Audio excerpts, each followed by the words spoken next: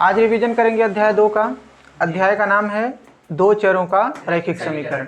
रैखिक मतलब जिसमें कोई स्क्वायर वाला झंझट नहीं रहेगा और इसमें दो प्रकार के चर आएंगे, x के साथ y भी आएगा, अगर a आया तो b भी आएगा, p आया तो q भी आएगा, कुछ भी आ सकता है, ज़्यादा x और y ही आते हैं। ठीक है, तो यहाँ पे दो समीकरण दिए रहेंगे, उसमें x और y का मान ज्ञात करना रहेगा, x और y का मान ज्ञात करना रहेगा। एक सवाल यहाँ पे है x माइनस वाई बराबर -1, x माइनस वाई बराबर -1, 3x माइनस 2y बराबर 12। ये सवाल दिया है, इस सवाल में x का मान कितना होगा और y का मान कितना होगा ये हमको पता करना है। देखो कैसे पता करते हैं, सिंपल सा स्टेप होता है। इसको मान लेते हैं समीकरण 1 और इसको मान लेते हैं समीकरण 2। विलोपन विधि अपनाएंगे हम लोग। क्या अपनाएंगे?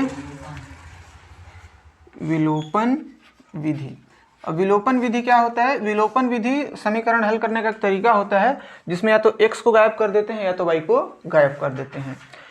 अब यहाँ पे शुरू में x को गायब करते हैं ना, मतलब हटाते हैं। हटाने के लिए घटाना पड़ेगा। अब घटाना पड़ेगा तो x इसको और इसको बराबर होना चाहिए, इसको और इसको क्या होना चाहिए? बराबर। तो यहाँ पे कितना है? कुछ नहीं रहता है तो 1 रहता है, और यहाँ कितना है? 3। तो मान लो इस 1 का गुणा 3 से करें तो 3 एकम 3, ऊपर 3 आ जाएगा, और इस 1 का गुणा इस 3 से कर देंगे तो 1 3 3, नीचे भी 3 आ जाएगा, तो बराबर हो गए। y बराबर हो चाहे मत हो, उसे फर्क नहीं पड़ता, बस x बराबर हो जाना चाहिए। करते हैं। समीकरण 2 का गुणा किससे करेंगे?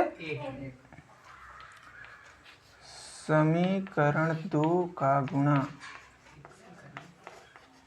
1 से करने पर। तो समीकरण पहले 1 लिख लेते हैं, यहाँ ब्रैकेट बना देते हैं। इसका समीकरण 2 में जितना चीज़ लिखा है उसको लिख देते हैं। 3x माइनस 2y बराबर 12। समीकरण 2 का गुणा किससे करेंगे? समीकरण 2 का नहीं, समीकरण 1 का गुणा। देखो 2 का गुणा 1 से किए तो 1 का गुणा 3 से करेंगे, जो यहाँ पे दिया रहेगा ना उल्टा कर देंगे, 3 से करने पर। करके देखते हैं। अच्छा यहाँ क्या आया वो तो लिख भी नहीं किए। ठीक है, जो आएगा उसको लिखेंगे। यहाँ पे लिख देते हैं ना, एक लाइन लिखना भूल गया मैं। 1 3 मज़ा नहीं आएगा फिर। 1 3 3x माइनस 1 दूना 2y बराबर 12 एकम। कोई चेंज नहीं आया, इसको मान लेते हैं समीकरण 3। अब 2 का काम निपटा दिए, अब काम निपटाएंगे 1 का। समीकरण 1 का गुणा। अब देखना ना, थोड़ा सा ध्यान देना। 1 का गुणा ब्रैकेट लगा के इसके पूरे के साथ कर दिए, इतना आया। अब ब्रैकेट इसमें लगाएंगे, ब्रैकेट ऊपर वाले में लगाएंगे, और जो 3 है ना इसका गुणा इसमें कर देंगे, तो नया रूप कैसा दिखेगा? गुणा 3 से करने पर। देखना कैसे कैसे होगा ना। यहाँ पे कितना है? 1x माइनस वाई बराबर -1। 3 बाहर आएगा ब्रैकेट के, तो यहाँ पे हो जाएगा 3। 1x माइनस वाई बराबर -1, इतना था। 3 का 1 से गुणा होगा तो 3 एकम 3x, 3 का y से होगा तो 3y बराबर 3 एकम। इसको मान लेंगे समीकरण 4। समीकरण 3 और 4 को चील की निगाह से देखो। समीकरण 3 ये है, समीकरण 4 वो है। x तो बराबर हो गया। जब x बराबर हो गया तो 3 में 4 को घटा देंगे। तो समीकरण 3 में 4 को घटाने पर, समीकरण 3 में 4 को घटाने पर, घटाएंगे तो 3 से 3 कट जाएगा और विलोपन विधि हमारा काम कर जाएगा। इसको लिखेंगे ऊपरे, इसको लिखेंगे नीचे।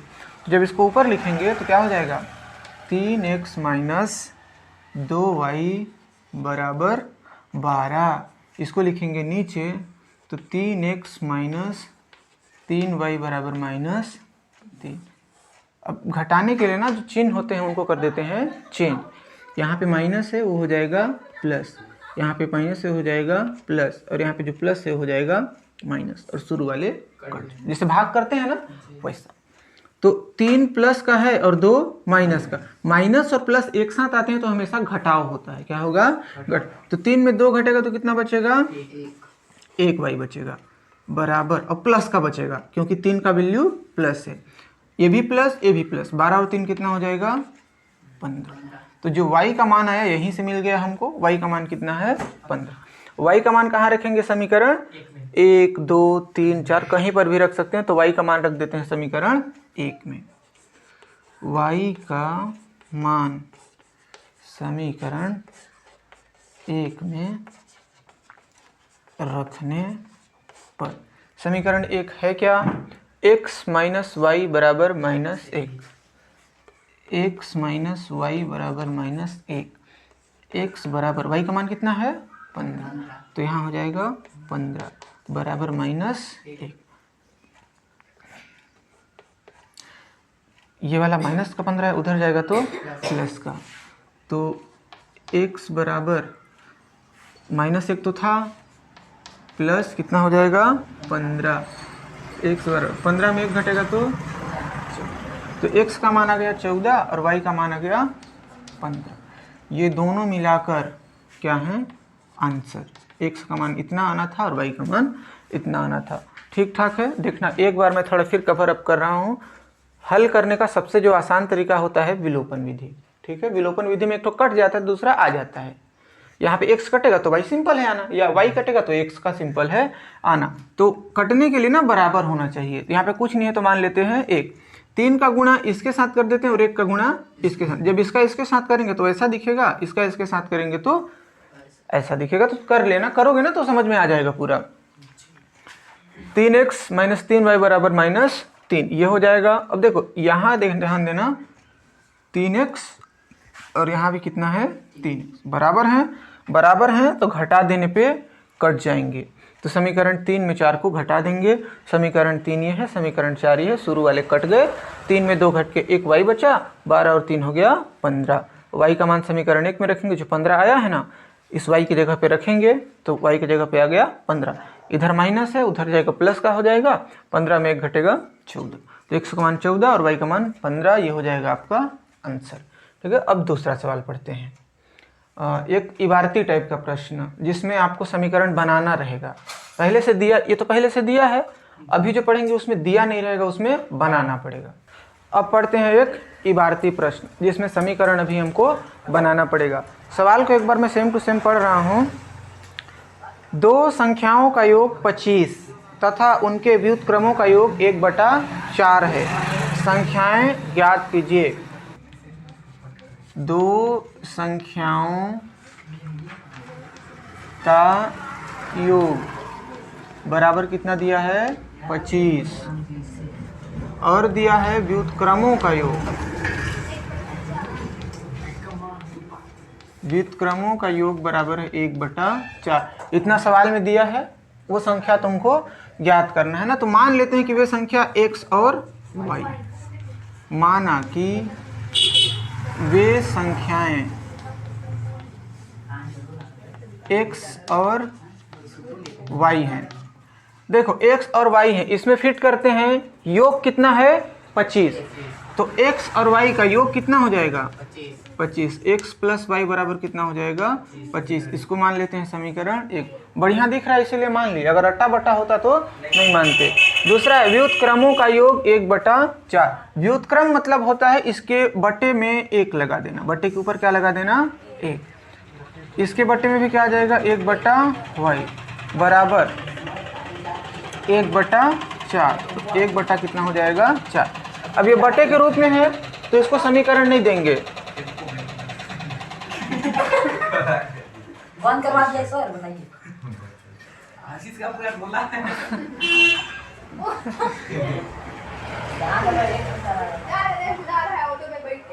हो गया सा।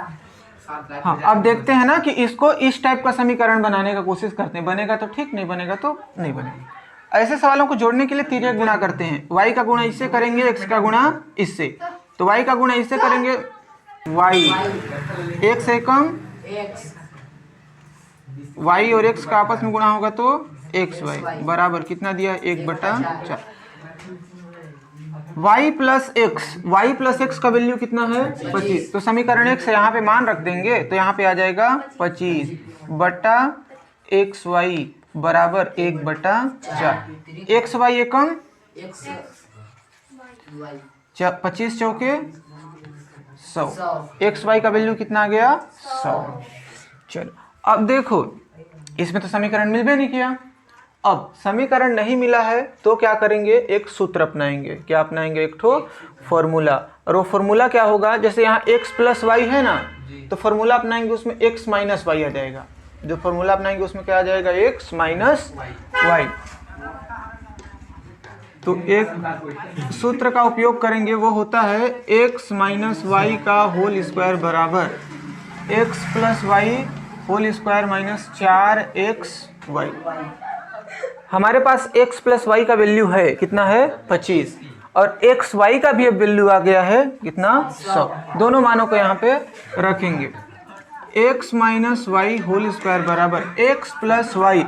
समीकरण 1 में ध्यान दोगे तो x प्लस वाई का वैल्यू है 25, तो इस ब्रैकेट की जगह पे रख देंगे 25 माइनस 4। एक्स वाई का वैल्यू कितना है 100, तो एक्स वाई की जगह पे रखेंगे 100। अगला कदम x माइनस वाई का होल स्क्वायर बराबर 25 का वर्ग कितना होता है 625 और 100 चौके 400। x माइनस वाई का होल स्क्वायर बराबर ढेर के चैन हो गया है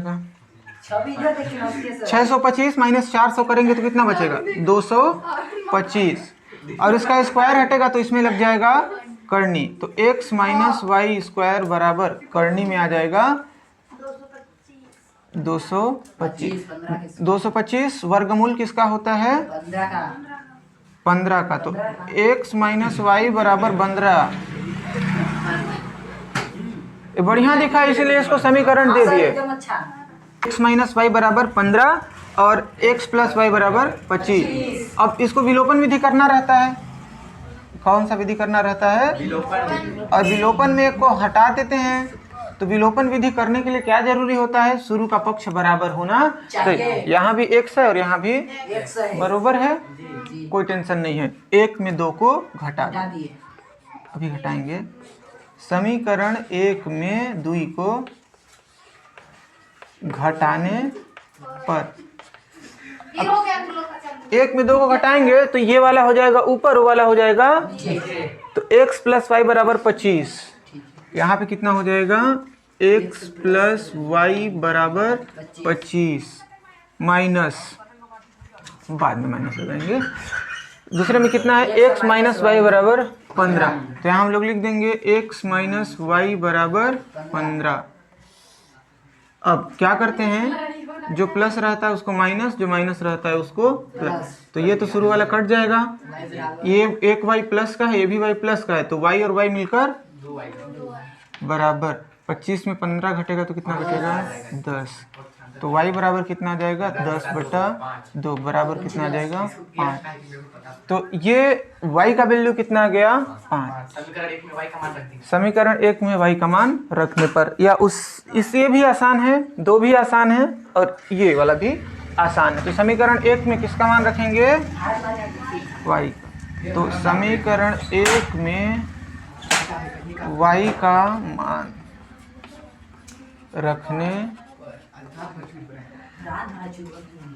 तो क्या हो जाएगा, मान रखेंगे तो x है तो x रहेगा प्लस y का मान कितना रखना है 5 बराबर कितना है 25। फिर चालू हो गया x बराबर 25 माइनस 5। अरे 2 मिनट। x बराबर कितना आ गया 20, y का मान कितना आया था 5, और यही तो है हमारा आंसर। बिल्कुल ज़्यादा दिक्कत लेने वाला बात कोई नहीं है, सिंपल था। अब देखो यहाँ पे शर्त कंप्लीट करता है कि नहीं, x प्लस वाई बराबर 25 आएगा, 20 और 5 कितना आएगा 25। x माइनस वाई बराबर 15 आएगा, 20 माइनस 5 करेंगे तो 15 आएगा। x गुणा वाई करेंगे तो 100 आएगा, 20 पंचे 100 आएगा। तो ये पूरी तरह से हमारा सवाल हो गया है खत्म। x और y का मान आ गया है, सिद्ध नहीं करना था, कंप्लीट हुआ। अब ऑल बेस्ट। दूसरे टाइप का पढ़ेंगे, ठीक है। अभी पढ़ेंगे कि कौन सा समीकरण का एक ही हल निकलेगा, मतलब अद्वितीय हल, कौन से समीकरण के अनेक हल मिलेंगे और किसका कोई भी हल नहीं मिलेगा। देखो कोई भी समीकरण मान लेते हैं कि एक समीकरण दिया है,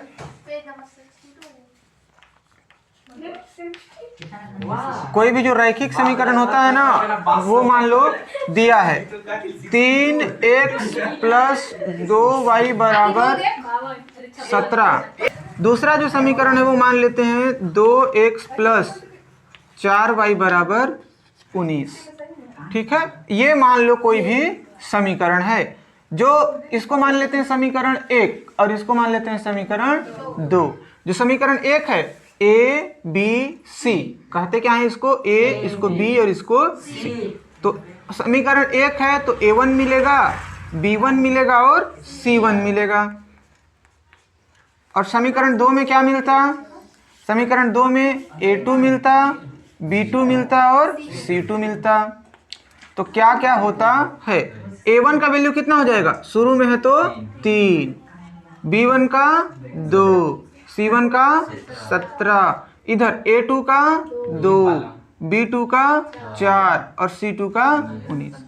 अब हम लोग देखेंगे कि कब ये अनेक हल होगा, कब अद्वितीय हल होगा और कब कोई हल नहीं होगा। तो अद्वितीय हल के लिए, किसके लिए, अद्वितीय हल के लिए a1 बटा a2 बराबर b1 बटा b2 बराबर c1 बटा, अगर जो पहला वाला बराबर कटा है तो किस हल के लिए कहलाता है, अद्वितीय हल। पहले वाला कटा है तो ठीक ना, कटने का मतलब यह है कि ये वाला भाई साहब ये वाला बहन जी बराबर नहीं होंगे, दोनों का मेल ताल नहीं जम रहा। हाँ नहीं जम रहा। इसके बाद कोई हल नहीं के लिए, किसके लिए, कोई हल नहीं के लिए।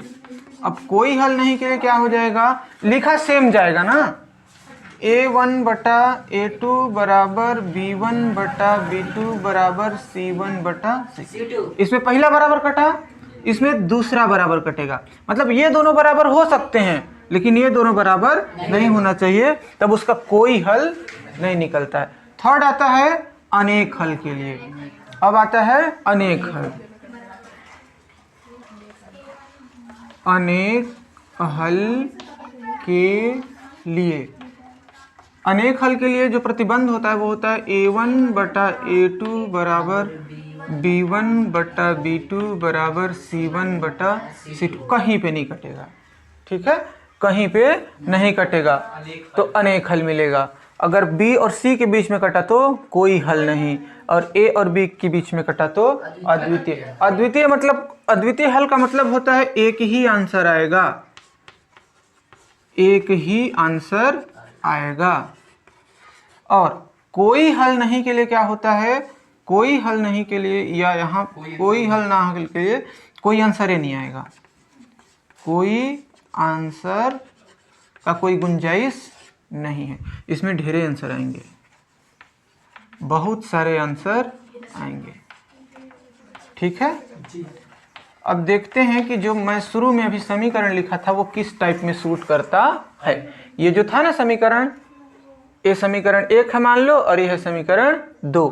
ए में a1 a2 और a1 b1 c1 मिलेगा, a1 b1 c1, और इसमें क्या मिलेगा a2 b2 c2। तो ऐसे लिख दिए हैं। अब इसको फिट करते हैं ना, इसमें क्या करते हैं फिट। पहले जब सूत्र लिखेंगे तो कोई मान नहीं रखा जाएगा, तो a1 बटा a2 बराबर b1 बटा b2 बराबर c1 बटा c2। पहले तो मान रखते हैं, a1 का मान कितना है 3, a2 का 2, तो 3 बटा 2 बटा 4, 17 बटा, शुरू वाला बराबर कट रहा है कि नहीं देखना ना, ये इससे कटेगा कि नहीं, ये इससे कटेगा, 1 बटा 2 आएगा, कितना आएगा 1 बटा 3 बटा 2 तो नहीं आया, मतलब शुरू वाला बराबर कटेगा क्योंकि ये दोनों बराबर नहीं है। अब उसमें मिलान करो कि शुरू वाला बराबर कटा तो किस टाइप का है, अद्वितीय हल। तो ये क्या हो जाएगा, अद्वितीय हल। पहचानने का तरीका समझ गए। आने सामने की जगह मतलब ये कट गया तो अद्वितीय हल, अगर नहीं कटा तो नहीं कटा तो इसमें ध्यान देना कि ये कट रहा है कि नहीं। अगर कुछ हो नहीं, दोनों नहीं कटता है जी तो अनेक हल। ये वाला मान लो नहीं कटा और ये वाला कट गया, तो कोई हल नहीं। ठीक है, पता है। ठीक लगा। जी अब अगर मान लो कि जो समीकरण दिया है यहाँ पे होता k, यहाँ पे कितना होता k, तब इसका k का मान कितना होता, अभी तो है 2, k का मान कितना होता उसको पता करने का भी एक तरीका होता है। मान लेते हैं, माना कि एक अन्य समीकरण, एक और समीकरण ये है ना जो तुम्हारे पास आ रहा है, 4x प्लस के वाई बराबर 18, इसको मान लेते हैं समीकरण आया था ये। 1। आया था 16 2x प्लस आंसर भी सही आया था 3y बराबर 24, ये हो गया समीकरण 2। तो यहाँ पे k का मान ज्ञात करना है, ठीक है। और ये समीकरण है ना, k का मान कब किस स्थिति में ज्ञात करना है, अद्वितीय हल के लिए। किसके लिए, अद्वितीय हल के लिए k बराबर कितना होगा, अद्वितीय हल के लिए कितना बराबर, k बराबर कितना होगा। अब देखते हैं इसको करके कि कितना होता है। इसके लिए क्या चाहिए हमको, a1 b1 c1 a2 b2 और c2, इतना पता होना चाहिए। c2 कुत्ते का नाम होता है। a1 b1 c1 4 के 18, 4 के 18, 18 में 24 अरे वो थोड़ा टेक्निकल मिस्टेक, 2 3 24, 2 3 24 कंप्लीट हुआ। किसके लिए ज्ञात करना है, अद्वितीय हल के लिए। अद्वितीय हल का कसौटी ये होता है, प्रतिबंध ये होता है। तो अद्वितीय हल का यहाँ पे पहले लिख देंगे, अद्वितीय हल के लिए, अद्वितीय हल के लिए, अद्वितीय हल के लिए जो प्रतिबंध होता है वो होता है a1 बटा a2 बराबर b1 बटा b2 बराबर c1 बटा c2। पहला वाला बराबर को काट देते, उसी के जैसा दिख रहा है, मान रख दो 4 बटा 2, 4 बटा 2 बराबर कटा हुआ k बटा 3, k भेटा गया। इसका मान रखने का जरूरत नहीं है, इसको तब रखते जब k इसमें या इसमें होता। k तो बीच में आ गया, अब कोई दिक्कत नहीं आएगा। तो 2 का k से होगा तो k दूना 2k, यहाँ पे 2k हो जाएगा, बराबर का कटा रहेगा और 4 तियाँ 12 तिर्यक गुणा, ऐसे ही करते हैं ना तिर्यक गुणा वाला सिस्टम। तो 4 तियाँ कितना हो जाएगा 12 और 2 का k से होगा तो 2k। अब k का हमको मान चाहिए तो 12 अपनी जगह पे रहेगा, 2 गुणा में इधर जाएगा तो भाग में, तो k बराबर कटा हुआ 2 छिका 12 2 छिका 12, 2 एकम 2, 2 छक 12, तो k का मान कितना आ जाएगा 6। तो k का मान 6 नहीं होना चाहिए। आंसर इसका ये मतलब कहता है, बराबर कटा हुआ है ना, मतलब यहाँ पे जो k है ना उसका मान 6 के अलावा दुनिया का कोई भी संख्या रख दो, अगर 6 रखोगे तो गलत हो जाएगा, तो अद्वितीय हल नहीं आएगा। कहने का मतलब अद्वितीय हल नहीं आएगा। तो k बराबर कितना आया है 6, आंसर तो यही होगा, k बराबर नहीं आया है, बराबर कटा हुआ आया है।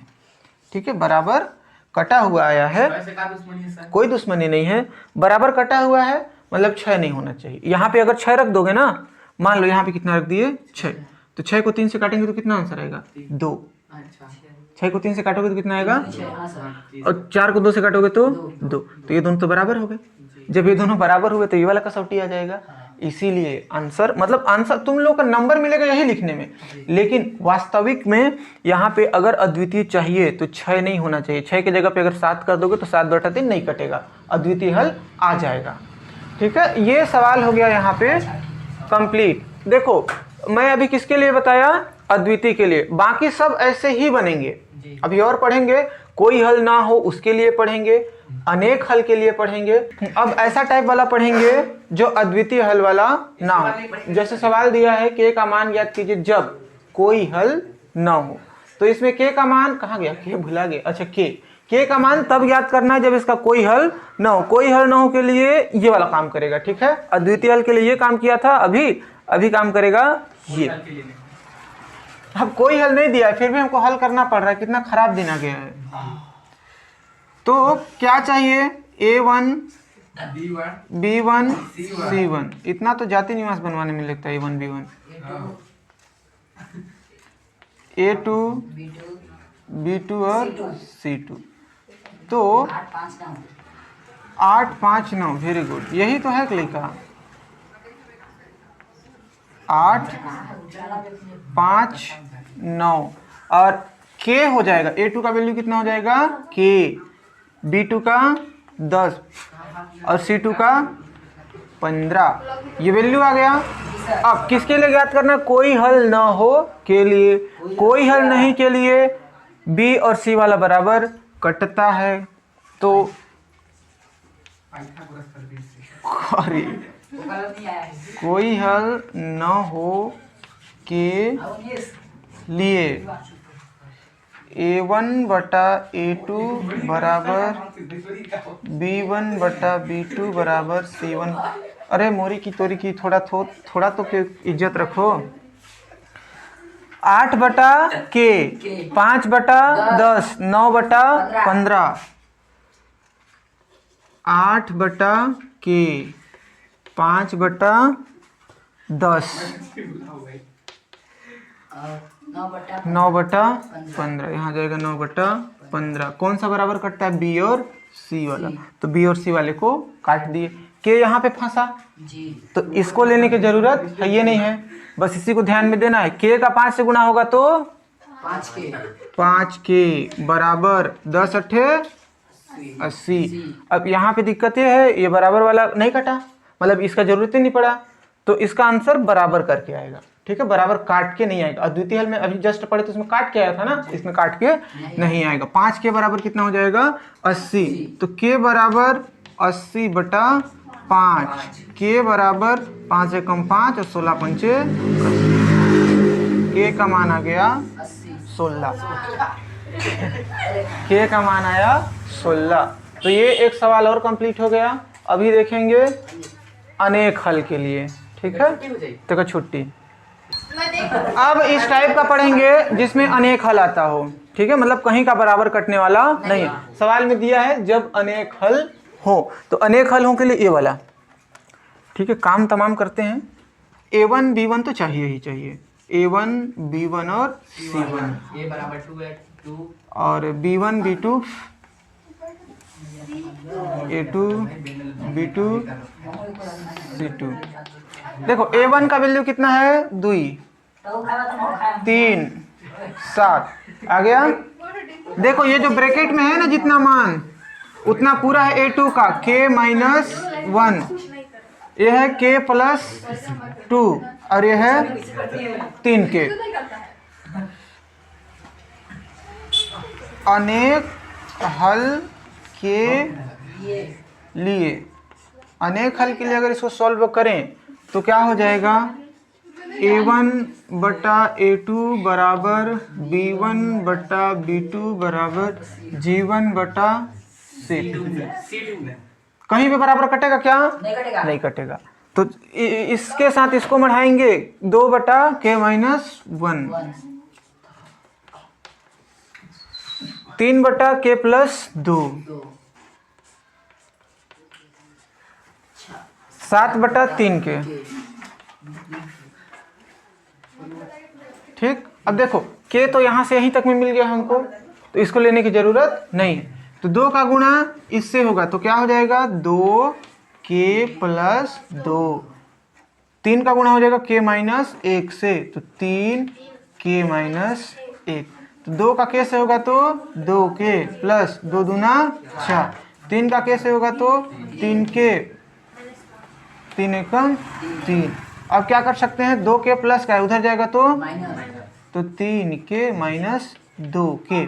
4 अपने जगह पे है, 3 किसका है, माइनस का, इधर आएगा तो प्लस का। 4 और 3 बराबर, 3 में 2 घटेगा तो K का मान कितना आ गया, 7। और ये हो गया आंसर, और ये समाप्त हो गया। ये अध्याय में इस टाइप के ही क्वेश्चन आएंगे जितना आना था, इसके अलावा एक्स्ट्रा कुछ नहीं आएगा। रुका के चलो थी मर मत बोला घर जाके दे